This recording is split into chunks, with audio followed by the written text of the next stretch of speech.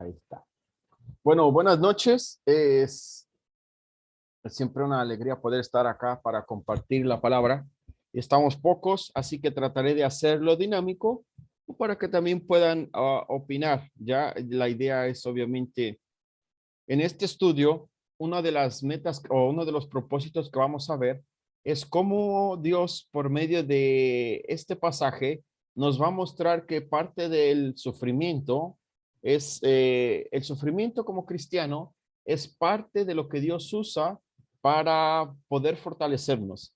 Yo creo que una de las cosas con las cuales más vamos a luchar es hasta donde más podamos evitar el sufrimiento.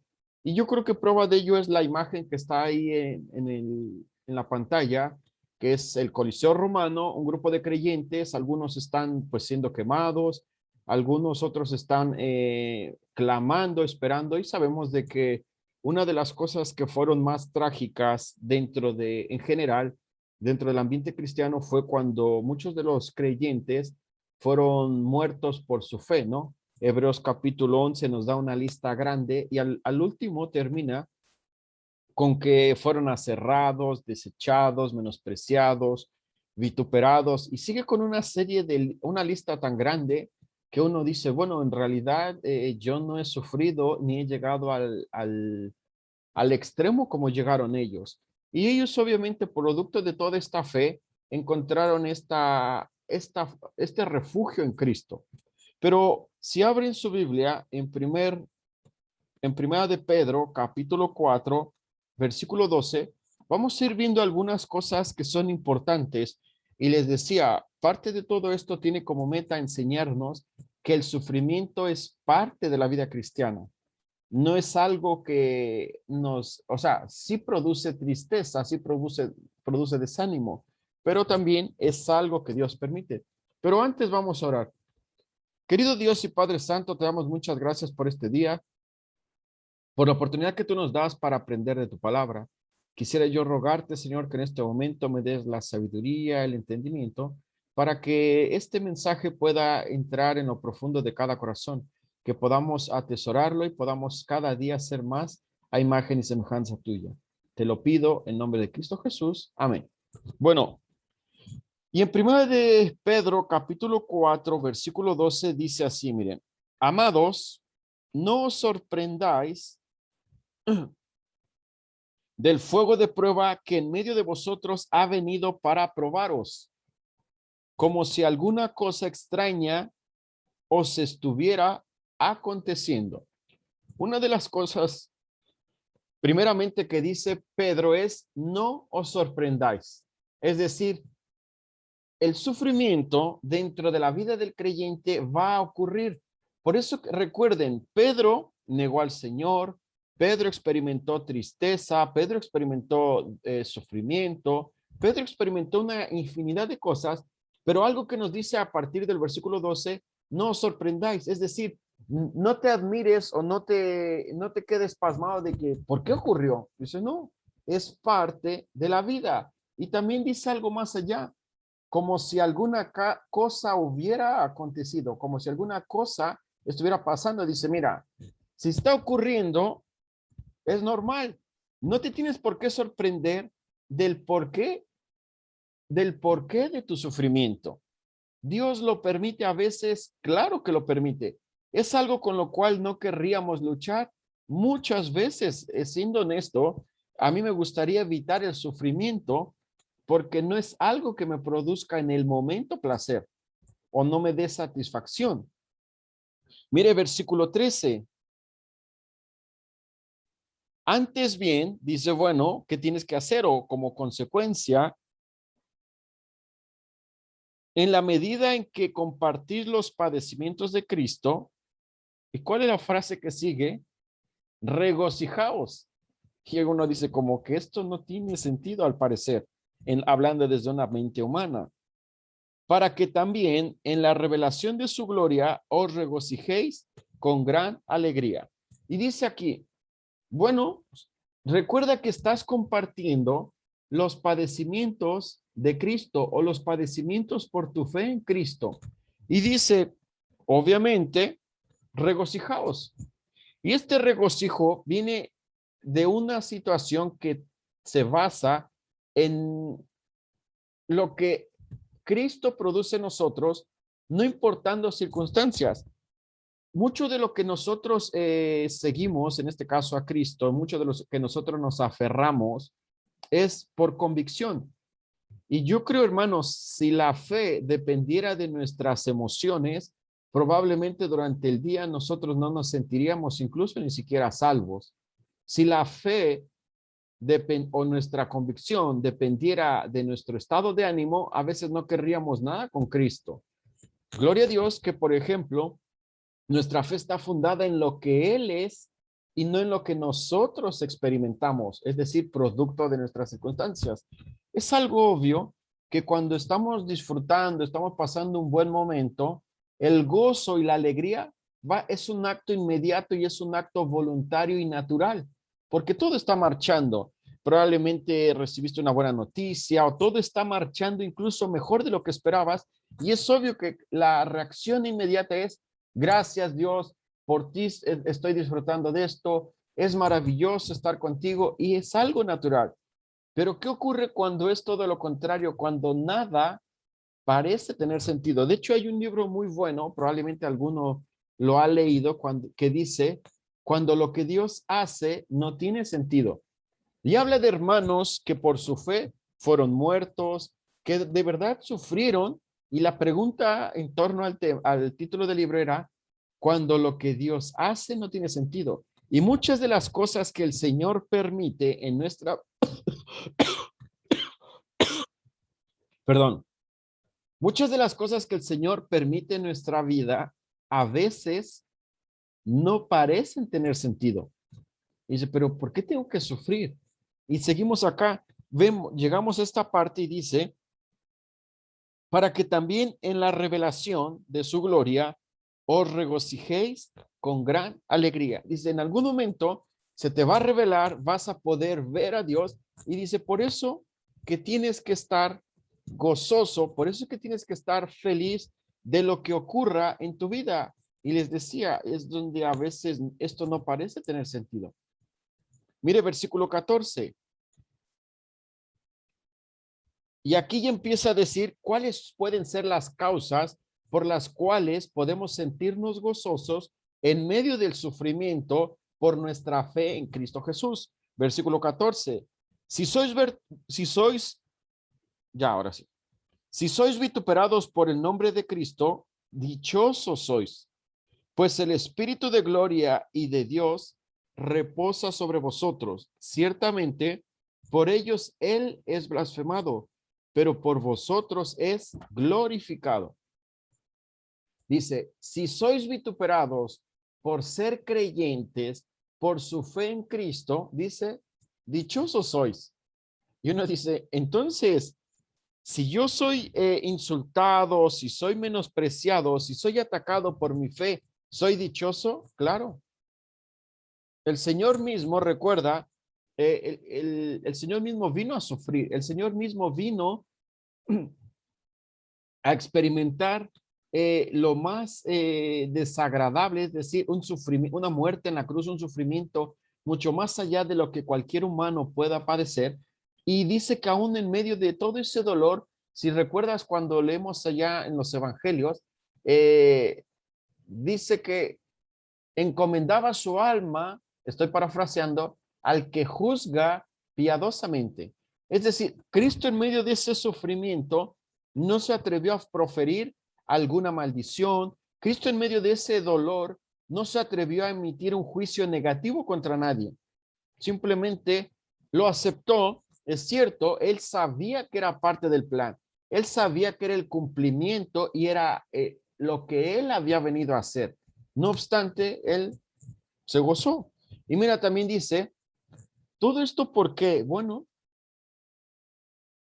Pedro da una pauta importante, porque el Espíritu glorioso está o vive en nosotros. Yo creo que todos lo hemos experimentado. Cuando estamos en una situación en medio de algo insoportable, hablando desde un punto de vista humano, en el fondo el que se encarga de dar esta esperanza o esta fortaleza es el propio Espíritu Santo.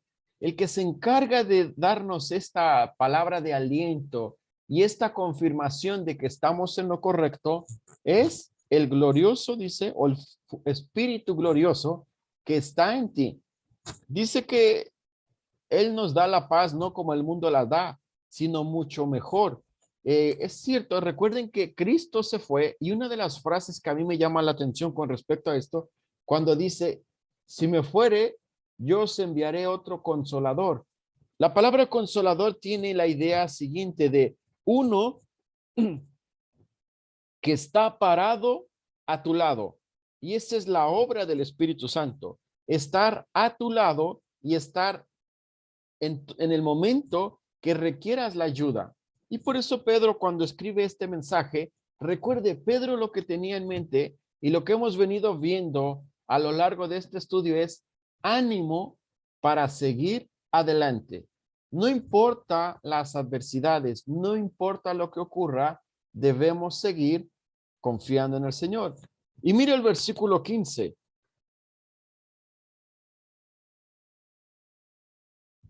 Que de ninguna manera sufra alguno de vosotros como homicida, es decir, pone una pauta. Si vas a sufrir como cristiano, sufre. Si vas a ser insultado, si vas a ser ultrajado, pero es por ser creyente, dice, sois dichosos. Pero pone una cláusula o pone una parte diferente y dice, pero si estás sufriendo como homicida, ladrón, malhechor o entrometido, dice, ahí ya no es algo digno. Y mire, yo decía, probablemente muchos no somos homicidas porque no hemos hecho ningún mal. Es muy probable que ninguno de nosotros va a sufrir por ladrón. Es muy probable que de los que estamos en este momento, no vamos a sufrir por hacer algo mal, es decir, por una persona que haga maldades. Pero hay algo que me llama la atención y me ponía a analizar. ¿Y qué ocurre cuando estoy de entrometido? Cuando estoy dentro de una situación en la cual quizás nadie me pide ayuda. Yo suelo ofrecer ayuda y le digo, si puedo servirte, estoy para lo que necesites. Pero si tú no necesitas, está bien, tengo que respetar. Una de las cosas que a mí me enseñaron dentro de cuando estudiaba en la facultad, me dijeron, como parte importante dentro de la consejería, no te metas a donde no te llamen. Tú ofrece la ayuda. Dice, mire, hermano, si gustas, puedo ayudarte. Yo te aviso, ok.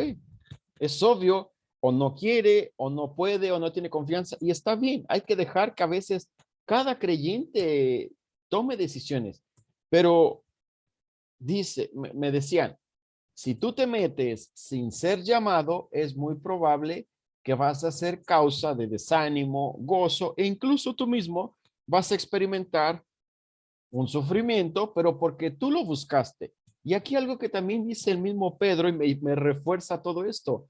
Ninguno sufra por entrometido. Y decía, bueno, yo lo analizo en mi vida. A lo mejor cuántas veces he sufrido o he experimentado un acto de este tipo de falta de gozo. ¿Por qué? Simplemente por entrometerme en un asunto que no necesitaban de mi ayuda, pero quizás por el hecho de ayudar o por cualquier motivo, terminé afectado, incluso afectando a otros. Y aquí nos vuelve a decir esto, Pedro lo refuerza. Mira versículo 16. Pone una cláusula diferente. Ya pone un pero, es una condicionante y dice, pero si alguno sufre como cristiano, que no se avergüence, sino que como tal glorifique a Dios. Mire el cambio que hace. Dice, si sufres por malhechor y da toda esa lista, dice, bueno, tú te lo buscaste, pero da la contraparte. Pero si sufres como cristiano, no se avergüence, sino glorifica a Dios. Nuestro Señor sufrió sabemos que fue desnudado, fue golpeado, fue insultado y experimentó mucho dolor, mucha vergüenza. Y él, miren, y Pedro hace un contraste y probablemente en la mente de Pedro, esta imagen de Cristo previo a ir a la cruz era algo tan real, tan vívido, que él decía, bueno, si Cristo sufrió y ahora tú como creyente tienes que incluso experimentar esa misma vergüenza, incluso que él lo padeció, dice, bueno, no te avergüences. Y es como que todo esto dice, bueno, ¿será posible? Si fuese un mensaje mío, a lo mejor probablemente usted o alguno de ustedes diría, bueno, para ti es fácil decirlo porque no, pues estás solamente estudiando Biblia, no tienes relación con gente que no es creyente y es fácil hacerlo.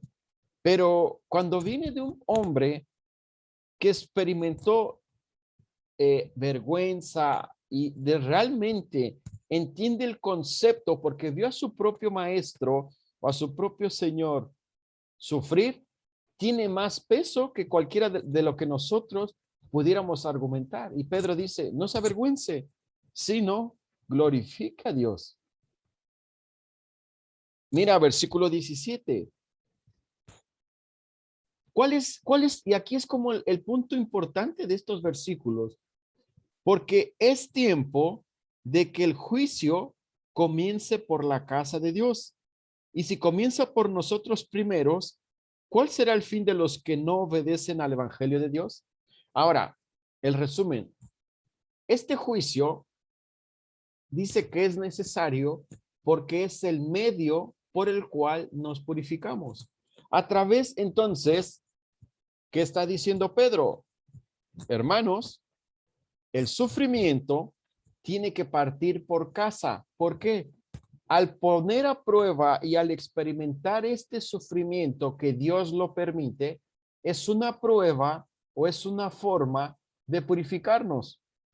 Y Pedro dice, bueno, alguno probablemente esté pensando, entonces, ¿Dios lo va a permitir? Sí. ¿Tiene un propósito? Sí, purificarte. A través de este sufrimiento, mira, solamente recuerden esto. Cuando hemos estado en problemas, ¿cuál es el momento en el cual hemos madurado más en nuestra fe? Es el mismo. Si tú me dices que has madurado cuando todo ha estado en orden, puede ser que sí, porque Dios obra de diferentes formas, pero es casi seguro, a la luz de lo que estamos leyendo, que cuando un creyente está en sufrimiento, cuando la iglesia ha experimentado más persecución, y lo vemos a lo largo de la historia de la iglesia, es cuando la iglesia se ha purificado más. Entonces vemos que como tal es un medio. Quisiéramos evitarlo, nos gustaría hacerlo, pero es parte de lo que Dios va a permitir. Y mira versículo 18 y vuelve a ser una contraparte. Y si el justo con dificultad se salva, ¿qué será del impío y del pecador? Ahora, contrasta en la forma de salvarse al justo. Miren, Proverbios 11:31. Vamos a ver allá. Proverbios capítulo 11, versículo 31.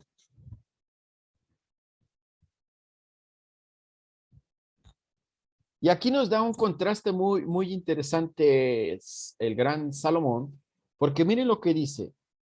Si el justo es recompensado en la tierra, ¿cuánto más el impío y el pecador?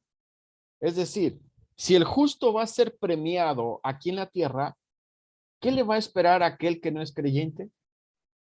Pedro, en este versículo, en el versículo 17, hace ese contraste y dice, bueno, el justo con trabajo, con esfuerzo se salva y no es por, sabemos que no es por obras, es por la propia obra de Cristo y de la fe que hemos depositado en él.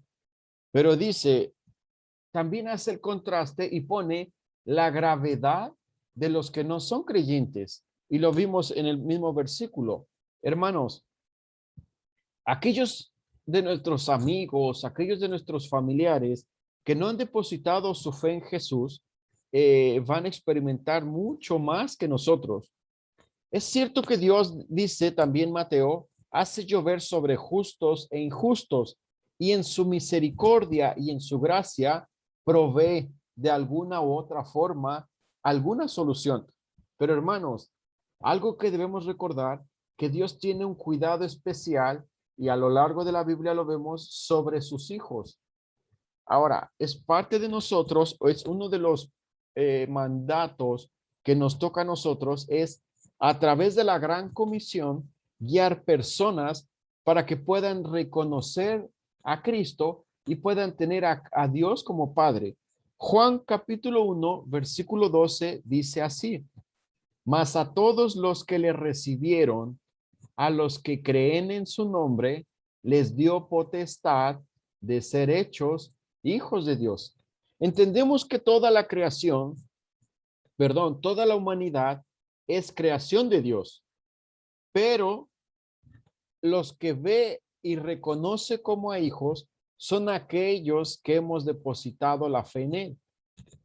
Sí, Dios va a obrar y va a proveer en general en su creación, claro que sí, pero tiene un cuidado especial de sus hijos. Y cuando, si quiere anotar el versículo, después, hoy más vamos a verlo, segunda a Tesalonicenses, capítulo 1, versículo 4 al 10, y nos habla de la gravedad y de lo que van a experimentar aquellos que no son creyentes. Segundo a los Tesalonicenses, capítulo 1, versículo 4 al 10, lo leo yo. De manera que nosotros mismos hablamos con orgullo de vosotros entre las iglesias de Dios, por nuestra perseverancia y fe en medio de todas las persecuciones y aflicciones que soportáis. Esta es una señal evidente del justo juicio de Dios, para que seáis considerados dignos del reino de Dios, por el cual en verdad estáis sufriendo. Porque después de todo, es justo delante de Dios retribuir con aflicción a los que os afligen. Y ahora mire, habla de los impíos. Y daros alivio a vosotros que sois afligidos, y también a nosotros, cuando el Señor Jesús sea revelado desde el cielo con sus poderosos ángeles en llama de fuego. Y aquí está el punto, dando retribución a los que no conocen a Dios y a los que no obedecen al evangelio de nuestro Señor Jesús. Estos sufrirán el castigo de eterna destrucción, excluidos de la presencia del Señor y de la gloria de su poder. Cuando Él venga para ser glorificado en sus santos, en aquel día y para ser admirado entre todos los que han creído, porque nuestro testimonio ha sido creído por vosotros. Entonces vemos que también dentro de este versículo marca un contraste. Qué bueno que tú te has salvado y qué triste por aquel que no ha tenido este privilegio. Si todos fuéramos sensibles, compartía el día domingo, hermanos, no perderíamos tiempo, más bien no perderíamos la oportunidad de poder compartir lo que Dios ha hecho en nosotros. Miren, la gente que no es creyente puede negar lo que nosotros hablamos. Y claro que lo puede negar, porque la filosofía, cualquier sistema humano puede negar que esto es real y tienen sus argumentos, pero lo que no pueden negar es lo que tú estás viviendo. Entonces, atacarán tus argumentos, pero no pueden atacar tu forma de vivir, porque ellos ven, bueno, sí, tú hablas, yo no creo en Cristo, pero veo que tú estás convencido de eso y ¿sabes qué? Me llama la atención que tú te crees eso. Y ante eso, nadie puede resistirse. Una de las formas más efectivas y que nadie puede rechazar para poder predicar el evangelio, ¿sabe cuál es? El testimonio. Porque ustedes comparten tiempo con muchas personas por medio de su trabajo que probablemente no son creyentes. Y ellos están observando si se enojan, si ríen, si se estresan, pero principalmente están observando cómo reaccionan. Y dice, oye, sí, pues se enoja, claro, pues se puede, no es malo, no es pecado. Se molesta, se entristece, llora, ríe, pero ¿sabes qué? tiene una convicción tan fiel que de verdad creo que me están dando ganas de por lo menos saber más de Cristo. Y eso es un método importante y una forma bien práctica de compartir la fe. Y por último, nos dice acá, por consiguiente o como resultado, los que sufren conforme a la voluntad de Dios, mire, esto es interesante, los que sufren conforme a la voluntad de Dios, encomienden sus almas al fiel Creador, haciendo el bien. Se da cuenta lo que les decía, parte del plan de Dios es el sufrimiento, porque a través de él somos purificados.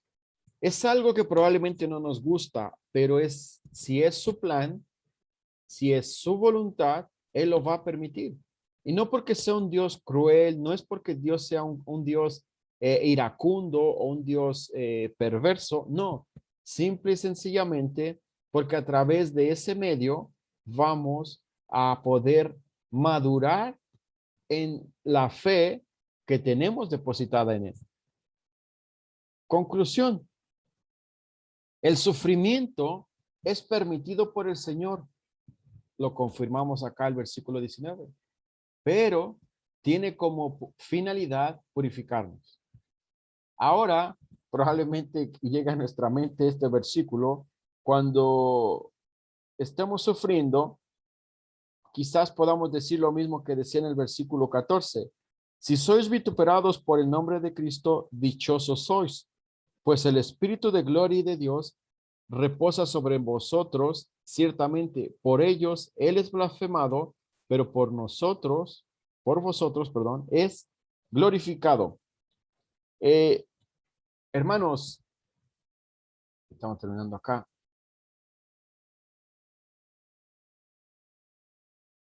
Vamos a experimentar sufrimiento, pero es parte de lo que Dios permite. Y aquí, si quieren, puedo dejar de grabar y me gustaría escucharles. ¿Qué opinan del tema? ¿Se les hace, bueno, qué opinan principalmente?